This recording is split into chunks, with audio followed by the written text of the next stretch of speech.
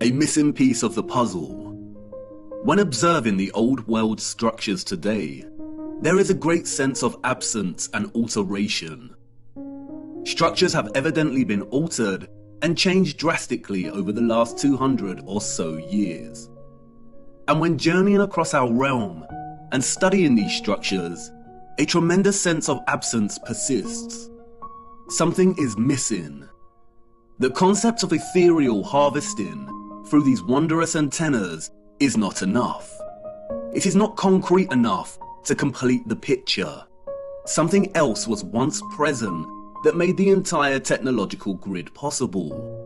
This, of course, is the key technological component of these structures, the engine, and the central mechanisms that made them function in the first place. The engines were, of course, not tokamaks. A tokamak is a crude and base instrument. It is a design of the New World. It does not belong in the Old World. It would have had no place in their structures. Their sophistication and finesse would not have relied on such ugliness, on such primitiveness. What is undeniable, however, are the parallels between the tokamak's fundamental octagonal form and the Old World's love for the octagon. It is very likely that the octagonal formation is an essential component when generating a toroidal vortex. We see the octagon everywhere in the Old World. Octagonal geometry underpins many of the structure's fundamental formations. And the peculiar octagonal structures everywhere are not by mistake. They are what they seem, empty shells that once housed something else. This sense of emptiness is everywhere and remains unexplained. So many towers and domes rise to smaller, hollow domed cupolas. Why are they hollow? Why would an earlier civilization waste so much time and energy constructing such a seemingly superfluous and useless structure? But they didn't, did they? A lot of these empty areas are always directly below the antennas. And although not all of these crucial empty structures are octagonal, most are, and they are always situated in key areas, like under central antennas, beneath domed resonators,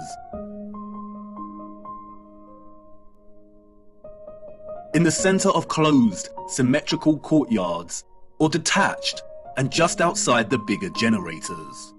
And when reflecting on such perfectly wrought geometry, the absence is tangible. There used to be some kind of cylinder or apparatus contained within this space.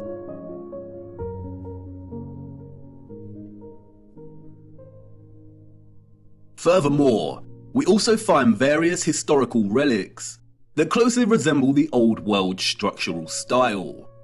In these relics, we see that empty cylinders or vessels are an integral part of the object. Could these be miniature functional objects that mirror the form of the larger empty spaces we see in the Old World structures? Perhaps a kind of micro household object that enabled access to the wider power grid's energy production? Did the larger structures themselves contain similar cylinders within? In many old photographs, the cupolas and octagonal spaces are already emptied.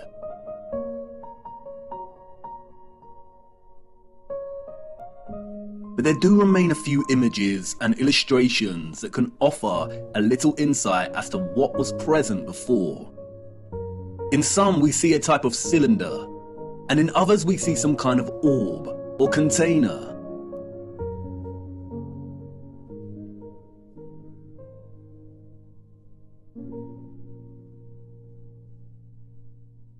Due to the lack of images, it is hard to present a consistent finding. And so much has been altered, and in ways that are almost impossible to recognize. For instance, this is an 1880 illustration of the so-called completion of Cologne Cathedral. It focuses on the top of one of these spires. The wooden boards here are scaffolding. As you can see, The tops of these spires open, revealing some kind of cylinder. This is a model of the area of the spire that we see in the illustration. It was put outside of the cathedral to give tourists an idea as to just how large these spires are. An impossibility for citizens of the 19th century. The men in this illustration are not completing the final spire of the cathedral. They are removing whatever existed in the container at its apex. And it begs the question as to how many other aspects and features of these structures open in similar ways. And why do they open? What did they contain? Interestingly, it is the esoteric and occult that provide some clues. Alchemy was an arcane natural philosophy or proto-scientific tradition. Its central focus was chrysopia, or the transmutation of base metals into noble metals. From its inception in ancient Egyptian, Greek, Indian, and Middle Eastern culture, the field of alchemy, we are told, was obsessed with turning base metals into gold, and a maniacal obsession with creating the elixir of life to achieve immortality. We have all heard of the medieval Nicholas Flamel and the Philosopher's Stone. It is a field of inquiry steeped in a rich fabric of occultism, Kabbalah mysticism, and magic. It wasn't until the mid-18th century that alchemy was divorced from its occultism and transformed into the burgeoning field of chemistry. But there was a small occult revival during the 19th century that continued into the 20th century. In 1922, a mysterious text was written by an equally mysterious figure. The Mystery of the Cathedrals by Fulcanelli, a French alchemist, we are told. To this day, the identity of Fulcanelli is still debated. No one knows who he truly was. And like many mysterious figures in the history books, his name appears to be an anagrammatic play on words. Fulcan is a reference to Vulcan, the Roman god of fire, and Eli, a reference to El, the Canaanite word for God. It is evidently a work of one or more Freemasons, but nonetheless, its alchemical reading of the wondrous and magnificent structures we call cathedrals is potently original and offers many insights and half-truths. And it's in Fulcanelli's reading of the statue of Offerus that was taken from Notre Dame Cathedral and destroyed that he begins to offer the reader some truths. As the legend goes, Offerus was a strong giant, but with a dull mind. His intentions were always good. He wanted to serve the most powerful king on earth. He was sent to the court of a mighty king to serve him. One day, the king, hearing a singer say the devil's name, made the sign of the cross with terror. "Why do you make that sign?" Offerus asked. "Because I fear the devil," the king replied. "If you fear him, you are not as powerful as him," Offerus reasoned. "I want to serve the devil." And so he did, and enrolled among Satan's servants. One day, the servants met a cross by the side of the road, and the devil ordered them to turn around. "Why is that?" the curious Offerus asked. "Because I fear the image of Christ," the devil replied. "If you fear him, you are not as powerful as him," Offerus reasoned. "I want to enter the service of Christ," Offerus exclaimed, and passed by the cross and went on his way. On his way, Offerus met a hermit. He asked the hermit where he could find Christ. "Everywhere," the hermit replied. The hermit knew the type of dull giant he was dealing with, and he knew he would not take to prayer. So he led Offerus to a violent river and said, "The poor people who have crossed this water have drowned. Stay here and carry them on your strong shoulders. If you do this, Christ will recognize you as his servant." And so he did. Offerus spent his days and nights carrying people across the river. One night, overwhelmed with fatigue, Offerus received a knock on his door. It was a child who wanted to cross. Offerus took him on his shoulders and began crossing the river. But as he reached the middle, the river became a furious torrent. The waves swelled, and Offerus began to buckle. In fear of letting the child fall, Offerus uprooted a tree to lean on, but the child was becoming heavier and heavier. Offerus began to fear the child would drown. He lifted his head up and asked, "Child, why do you make yourself so heavy? It seems to me that I carry the world." The child replied, "Not only do you carry the world, you carry the one that made the world. I am Christ. As a reward, I baptize you in the name of the Father, in my own name, and in the name of the Holy Spirit. From now on, you will be called Christopher." Christopher walked the earth for the rest of his days to teach the word of Christ. Christopher, the one who bears Christ for the masses. In his focus on Offerus, however, Falconelli reveals a certain key to unlock another layer of meaning in the legend's symbolic expression. In his enigmatic manner, Falconelli writes, "Christopher stands for Chrysope, who carries the gold. From then on, we better understand the great importance of the symbol, so eloquent, of Saint Christopher. It is the hieroglyph of solar sulfur, Jesus, or the nascent gold, raised on mercurial waves and then carried by the clean energy of this mercury to the degree of power possessed by the elixir." Cryptic indeed, almost impenetrable prose. But let's look at this passage a little closer. Falconelli is stating that in the symbolic legend, Jesus, or Christ, is the nascent gold. Nascent means coming into being. The word's etymological roots stem from the concept of beginning or birth. Nascent gold here, or the solar sulfur, is not just gold, it is gold growing into its full potential. The final section of the excerpt explains why the gold is growing. Because it is being carried on the mercurial waves. The mercurial waves here refer to the metal mercury. Gold is achieving its potential because of the clean energy of mercury. Falconelli explains that mercury's color is an emblematic grey, and that explains why many of the representations of Saint Christopher coat him in that color. We will return to the legend of Offerus soon, but first let's look closer at Mercury. Mercury is of the utmost importance when it comes to understanding not only the mechanics behind the old world's technology, but also in understanding our own contemporary time in which we find ourselves traversing the enigmatic landscape of symbols that have shaped our understanding of history and our place in it. The symbol here represents the element hydrogyros. Its literal translation from the Greek means silver water. Hydrogyros has many names. It was also called quicksilver. Today it is referred to as mercury. The alchemical symbol is precisely the same symbol used in classical astrology to represent the so-called planet Mercury. Pure or native mercury is an extremely rare element in the Earth's crust. It's primarily retrieved from cinnabar, a bright scarlet or red pigmented form of mercury sulfide. Cinnabar is the most common source ore for refining mercury. Both Wikipedia and World Atlas tell us that mercury is the 66th most abundant element in Earth's crust.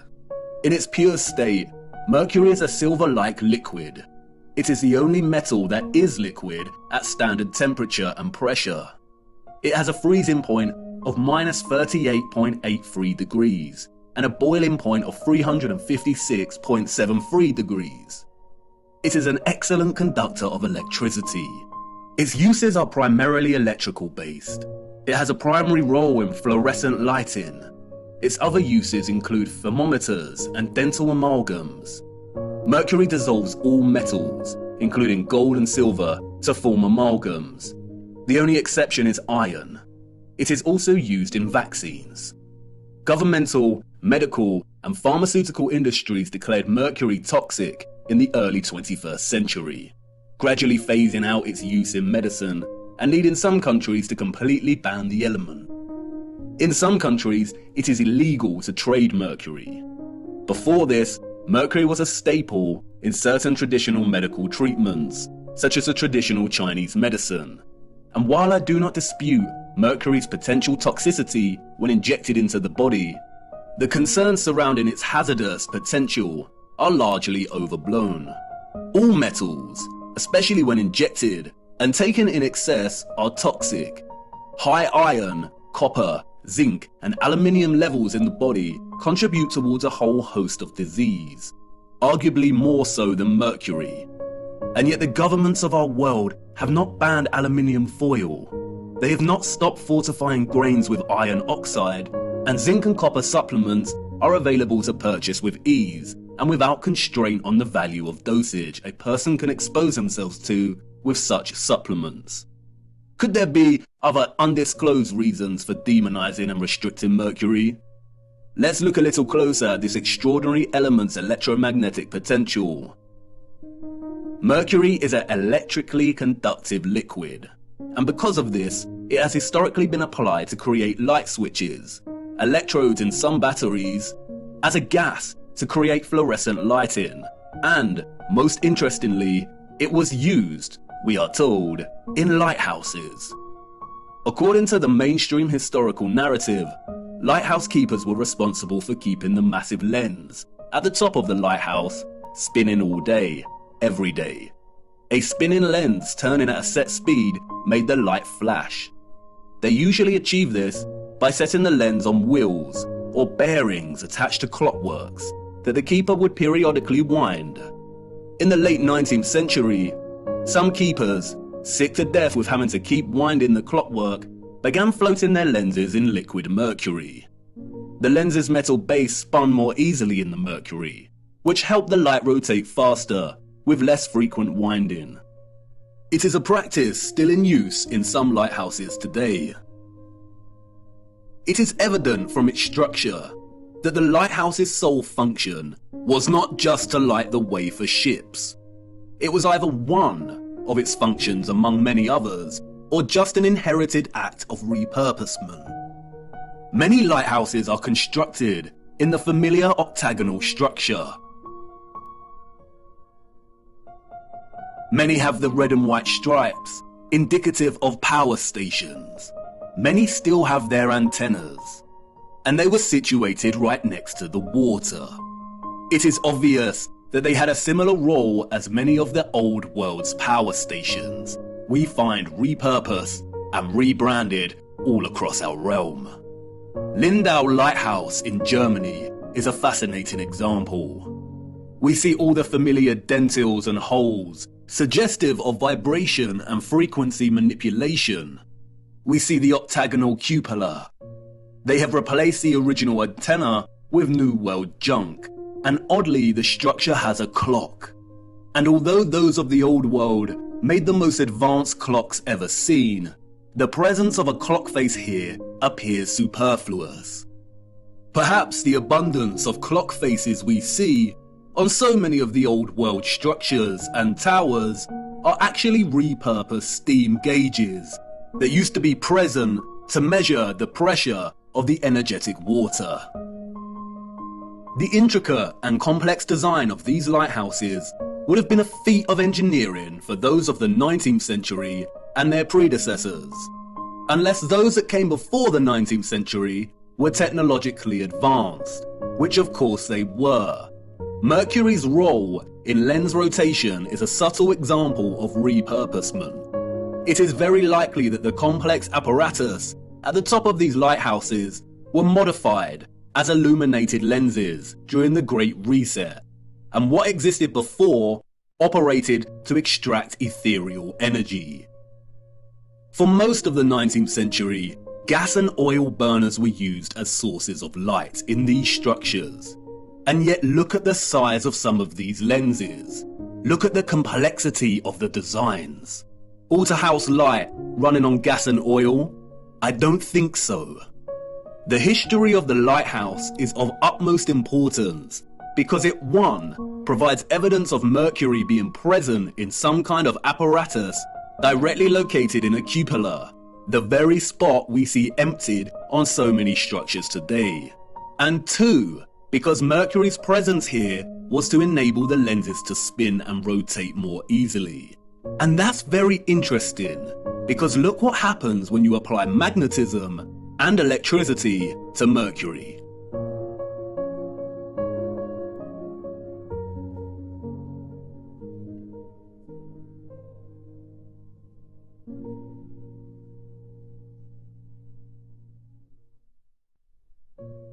It rotates and creates a vortex, either clockwise or anti-clockwise, depending on the application of the current. A vortex, as you know, is an integral expression of a toroidal field. There are 3 main types of vortexes: electrical, magnetic, and electromagnetic. In addition to Mercury's electromagnetic potential and its susceptibility to form a vortex when under the influence of current, the silver water also has another unrecognized application. Look.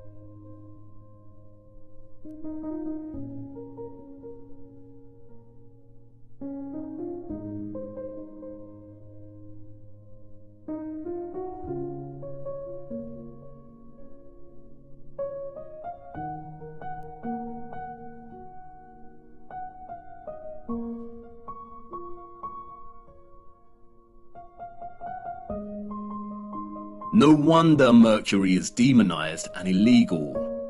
As you can see, Mercury is able to provide even a homemade television antenna with the ability to convert radio frequency alternating currents to extract a television signal.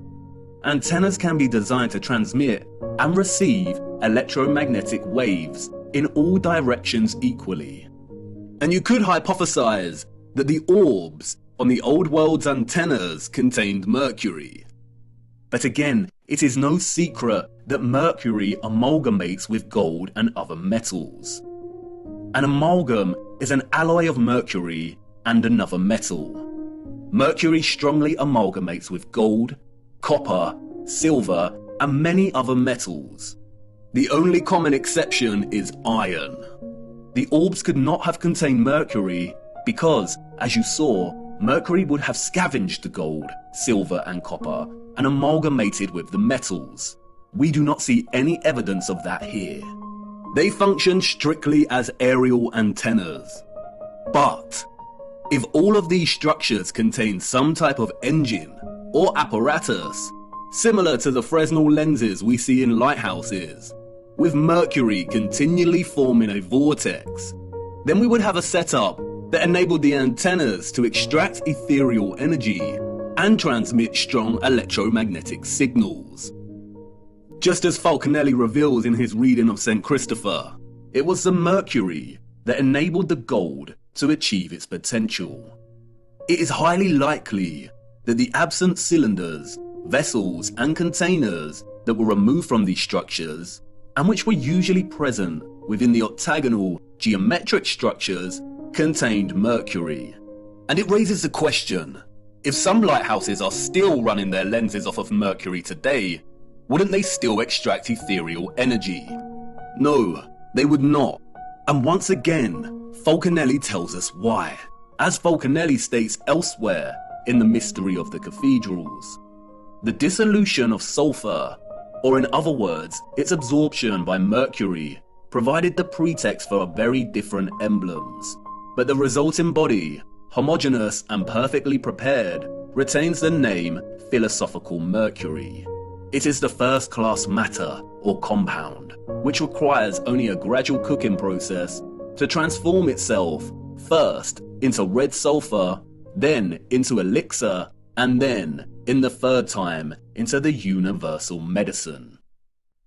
As Falconelli makes clear, transforming pure mercury into a red, sulfurous state is the first step. And as mentioned previously, cinnabar, or mercury sulfide, is red. And as we see here on representations of St. Christopher's robes, he wears one half grey to indicate mercury, and another half red, which is indicative of the red sulfur. It is the transformed state of mercury that allows the gold, here represented as Christ, to achieve its full potential, or, to keep it consistent with the legend, to reach the masses. What Falconelli is actually telling us is that in able to distribute this clean electromagnetic energy via golden orbed finials or antennas, a special kind of mercury had to be present. This is what was contained within the vessels and engines. And it is likely that it was this unique mercury that enabled the extraction of the ethereal energy from above in the first place. Perhaps it is just a coincidence, if you believe in such a thing, but it is interesting that many of the smaller vessel-like relics we see have markings inside the containers that are red, perhaps a homage to the substance they once contained. Now I know what you want to say. Come on, you are turning a molehill into a mountain. You're basing this off a few passages from the ramblings of a Masonic deceiver.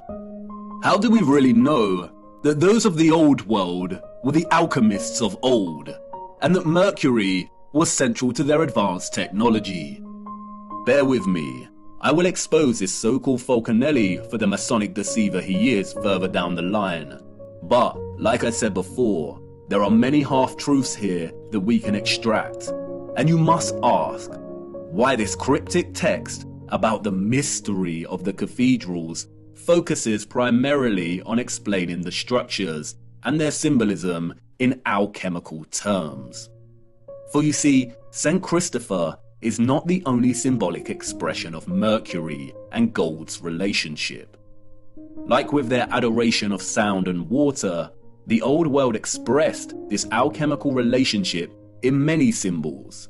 In fact, the symbols were so prevalent that the enemy had to appropriate them and use them as weapons of control and deceit, otherwise the great reset of the 19th century would have failed.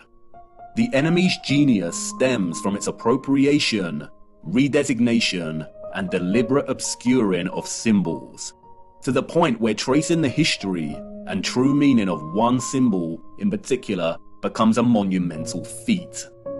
The abundance of lions and eagles we see throughout the old world, primarily in the form of statues, relates to the elements of gold and mercury.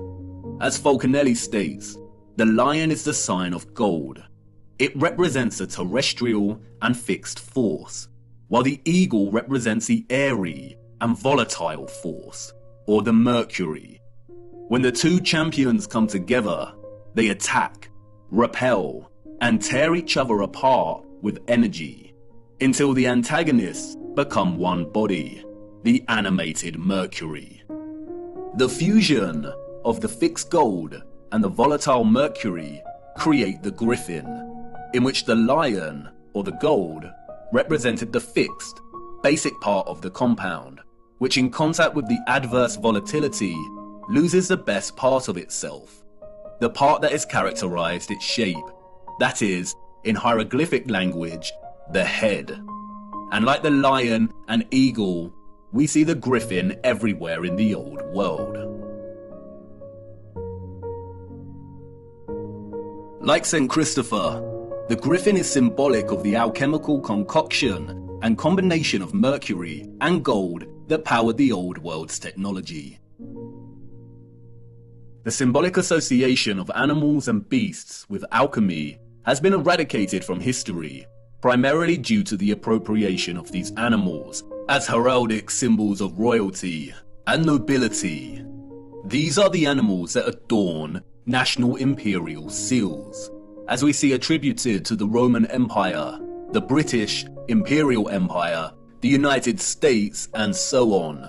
An act of post-colonial domination over the old world, the appropriation of its symbolism and eradication of its history through falsified narrative. Furthermore, the chemical, alchemical, and cosmological symbol used to represent Mercury is immediately recognizable for its conflation of two of the most widely used symbols throughout history and culture. That is, the cross and the crescent moon. It is openly acknowledged that at one point, all religious symbolism predated its current religious use and application, and belonged to another culture and represented something different during different historical eras. But just because this is openly declared does not mean it makes any sense. Were our historical ancestors, and their own historical ancestors, really that uninspired that they needed to recycle already established symbols? Or are we not being told the truth once again? The conflation of Christian and Islamic symbolism and culture is so prevalent across our realm that upon closer inspection, it begins to appear quite absurd.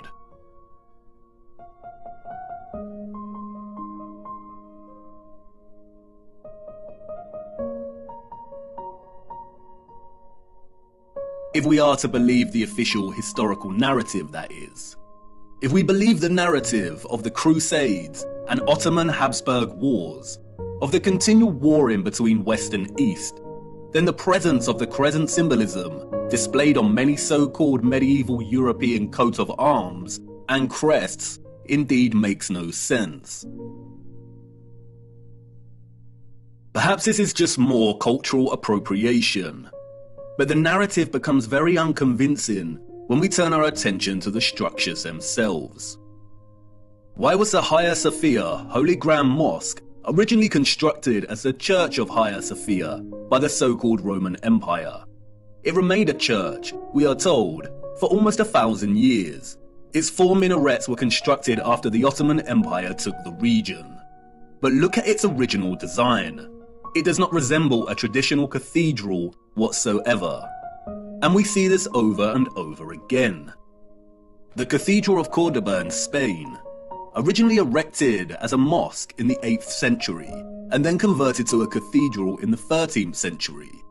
We see right here the conflation of both styles of East and West.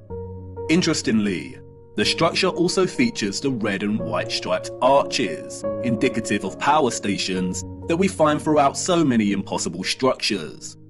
And even without their unconvincing narratives of structures passing between cultures, we still see the presence of both styles in many structures that do not have this narrative attached to them.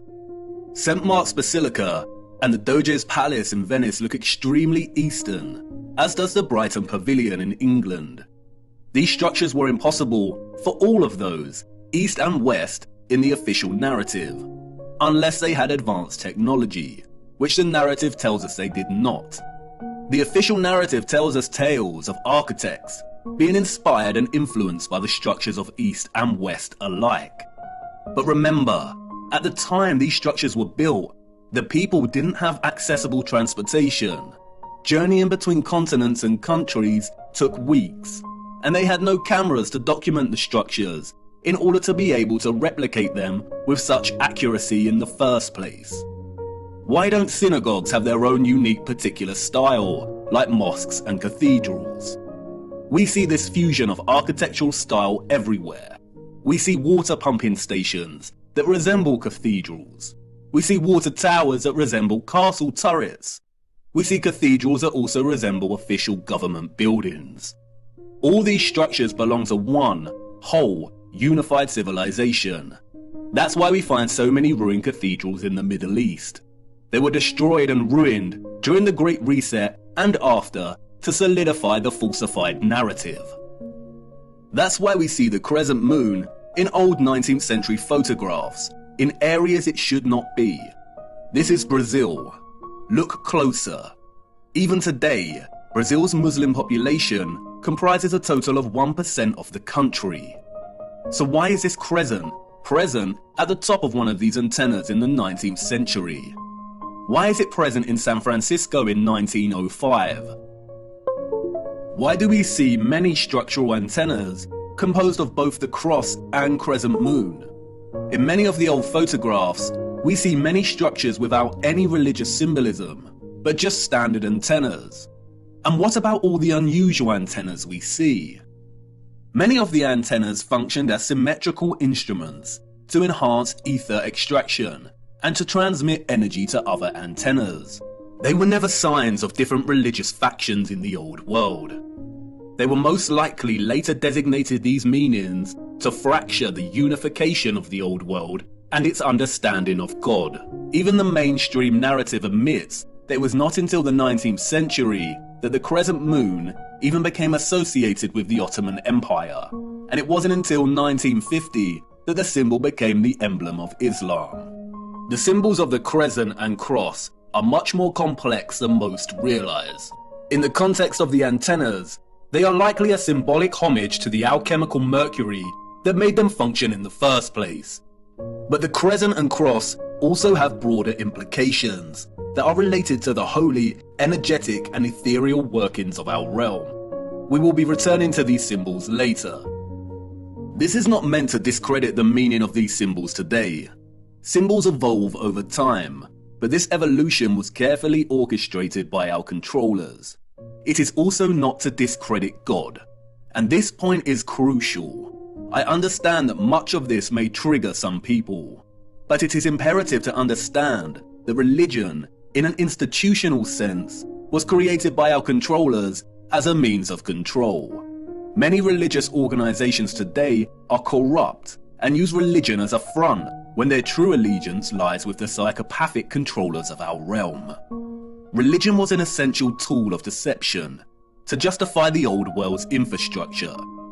Religion is not synonymous with an understanding of God, faith and prayer. And it is also not to discredit the life of the Son of God. No, and this is crucial, and you will see why later in our journey.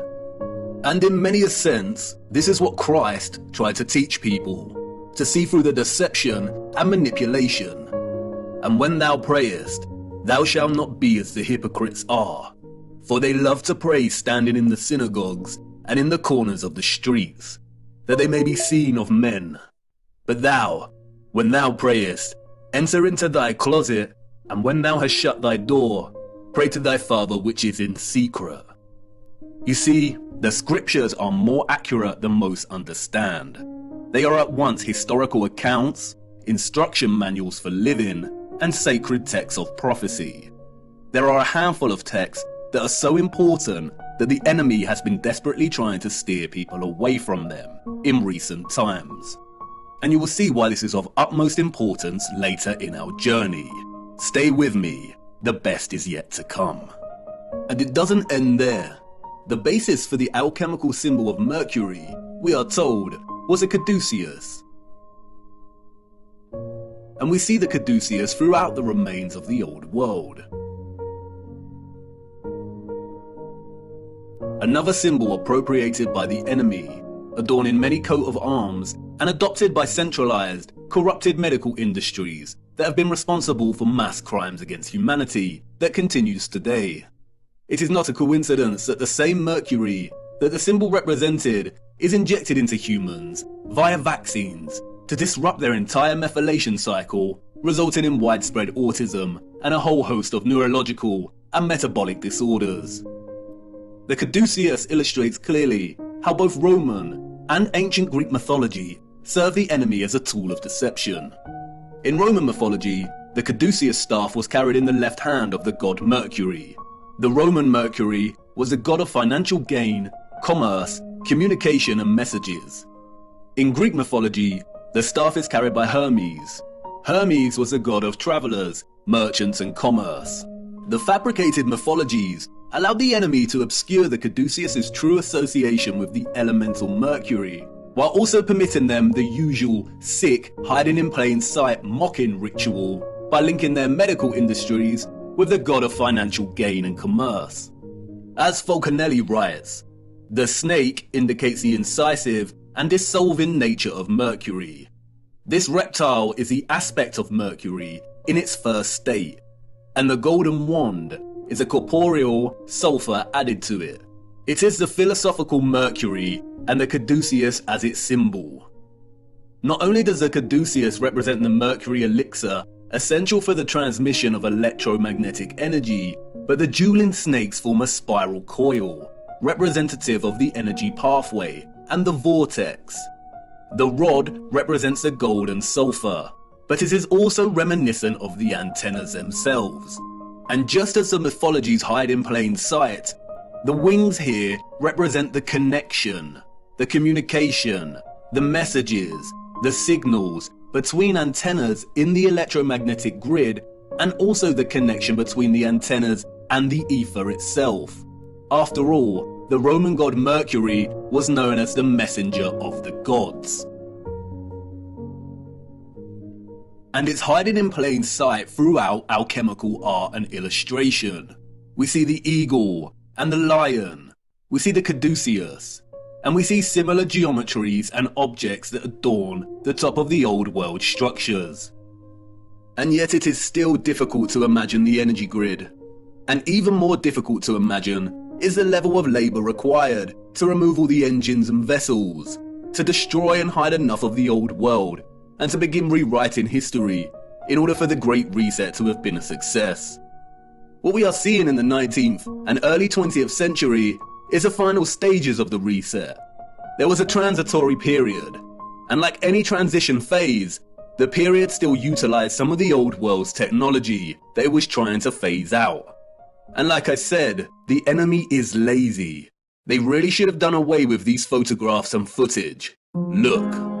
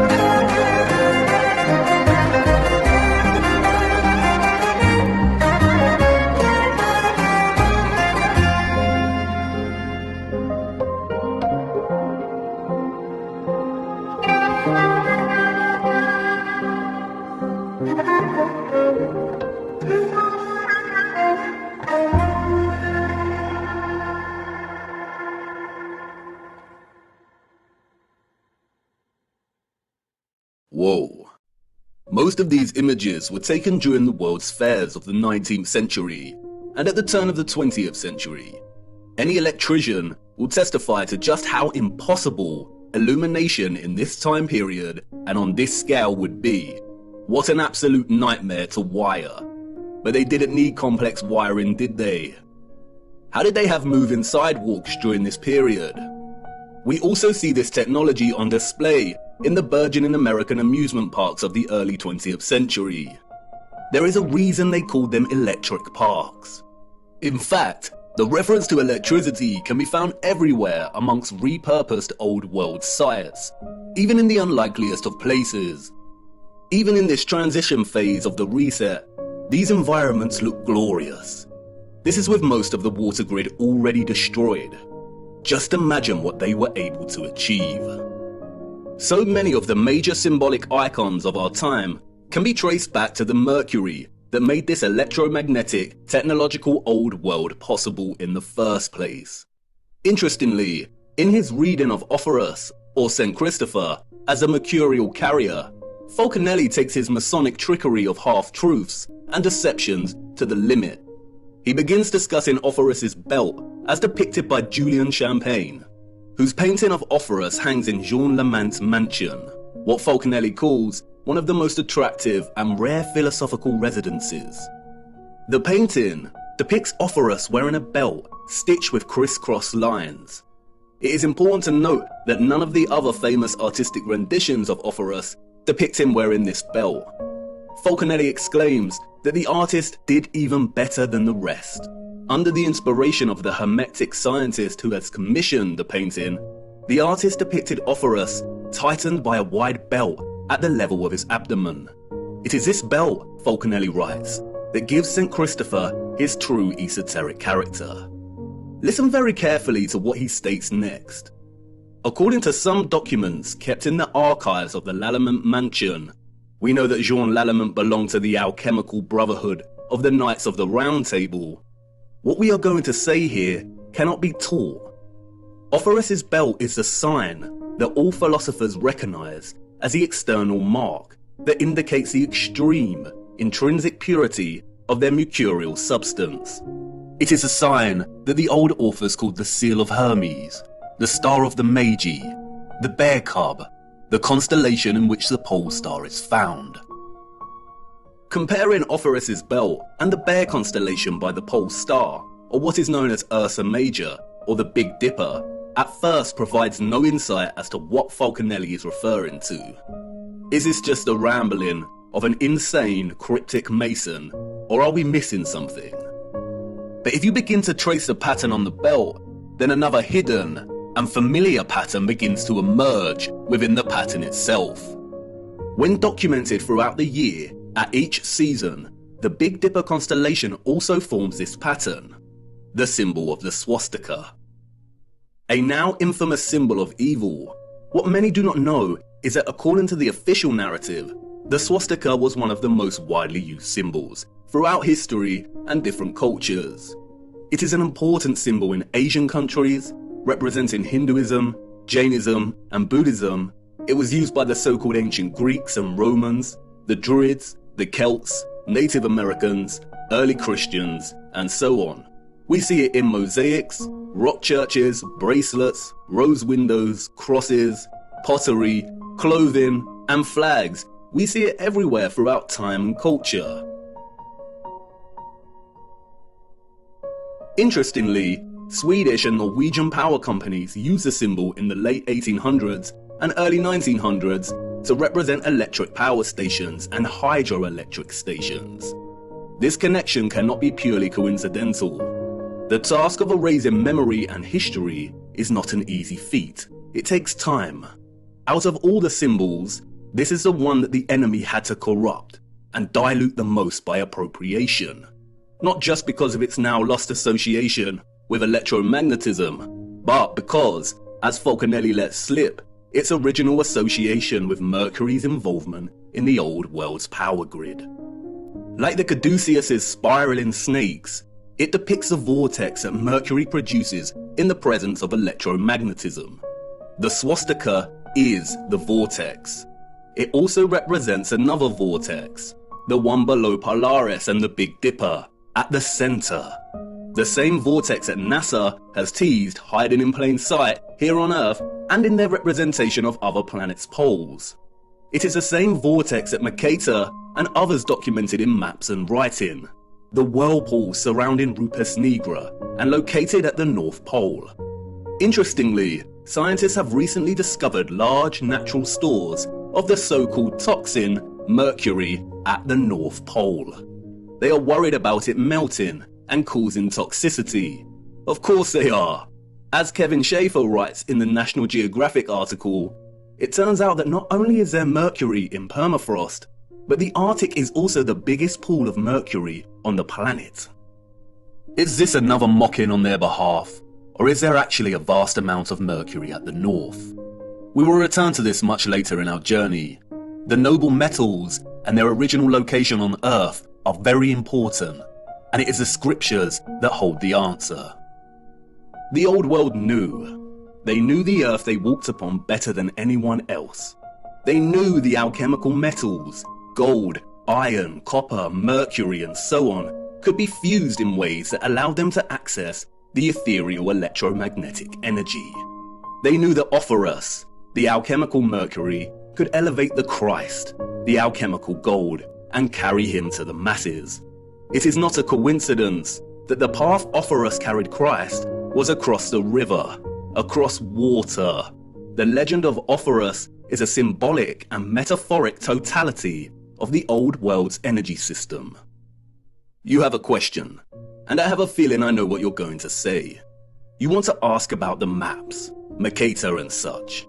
If they have fabricated history, distorted so much symbolic meaning, and lied about those that came before, how can we trust these old maps and accounts of the North?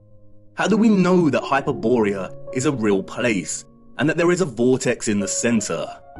That's the spirit, an important question. Unfortunately, we cannot trust the maps, and I need to show you why. And it's now time to talk about the clocks. For you see, there is another map, hidden and long forgotten, the oldest map of them all. And it's not perfect by any means, but it's all we have. Come, it's time to lift another veil.